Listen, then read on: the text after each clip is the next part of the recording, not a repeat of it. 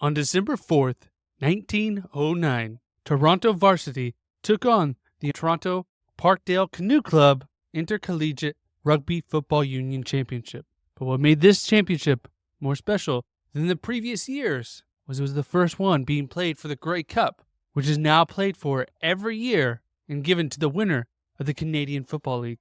But it had its humble beginnings over 100 years ago. Today we're going to dive into this first game and how the Grey Cup got started today on Daily Sports History.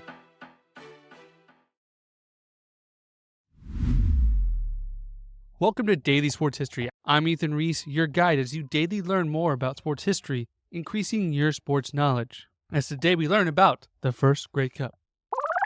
And the trivia question to listen out for today is, in what year was the first Canadian Football Championship played? And the answer will be in the episode, and you can listen all the way to the end to make sure you don't miss it. Now, the Grey Cup is not the very first championship in Canadian football.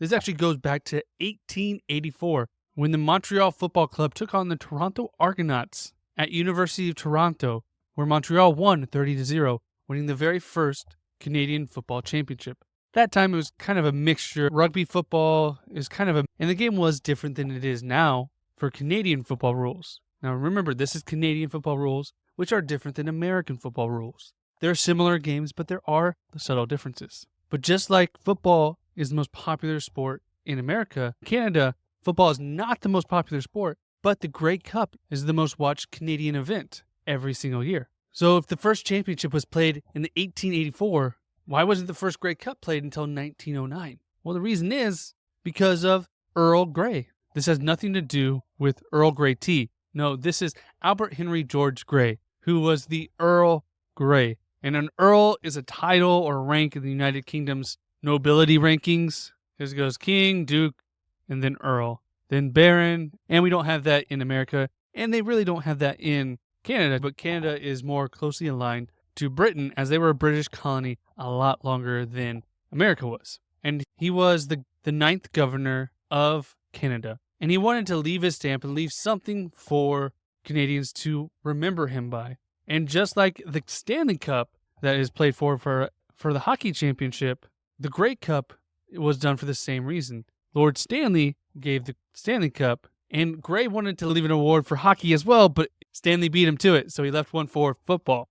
And he was leaving it to the Senior Amateur Football Championship of Canada, and eventually made his way into being the trophy for the Canadian Football League over time. So he decided to leave this award for the teams, and so they decided to have their normal playoff system, where the champions of the Interprovincial Rugby Football Union and the champion from the Intercollegiate Rugby Football Union and Ontario Rugby Football Union would face off against each other in a playoff.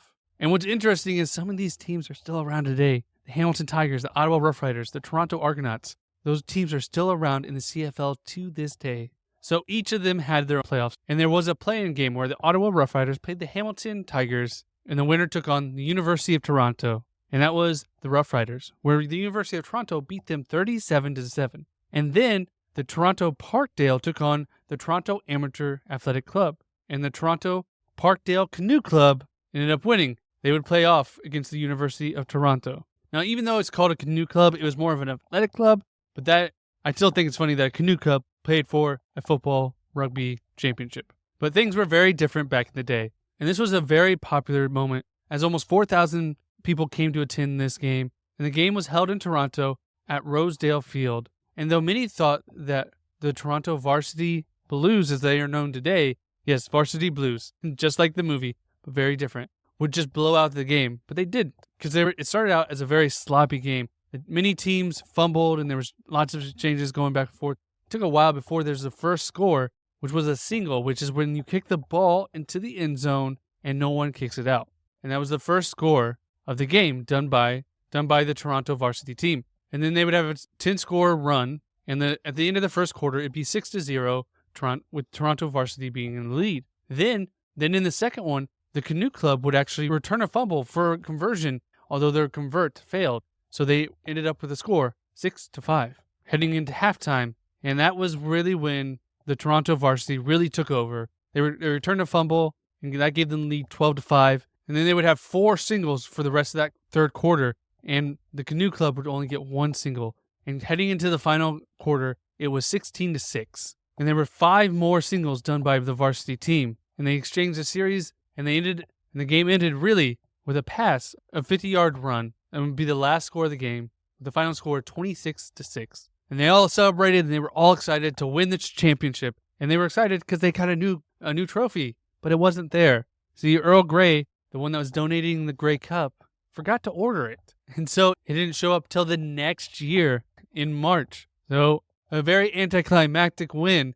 No trophy to hold up, but they got the championship. And they eventually did get that trophy in March of 1910. And that trophy is the same trophy as they still use today. And the trophy is very similar to the Stanley Cup, as it is a tall trophy, and they actually engrave each team and players on the trophy. And they have to continuously make it larger and larger as more and more champions happen. It's an interesting trophy, and it goes well with the other Canadian trophy in the Stanley Cup. And if you want to learn more about the CFL, check out Two and Out CFL podcast, where the hosts Travis and Sheldon take you on a focus from fantasy to football news and everything in between to get you all ready for everything you need to know about Canadian football. And we'll put a link in the description below for you to check them out. And if you enjoyed today's episode of Daily Sports History, please leave us a like or a review wherever you're listening. It really helps raise our social proof that when someone finds our show, they know it's a great show to go listen to. And come back tomorrow for more Daily Sports History. And did you catch the answer to today's trivia question? When was the very first Canadian championship actually held? Even though the Grey Cup was given out in 1909, the first Canadian championship happened in 1884.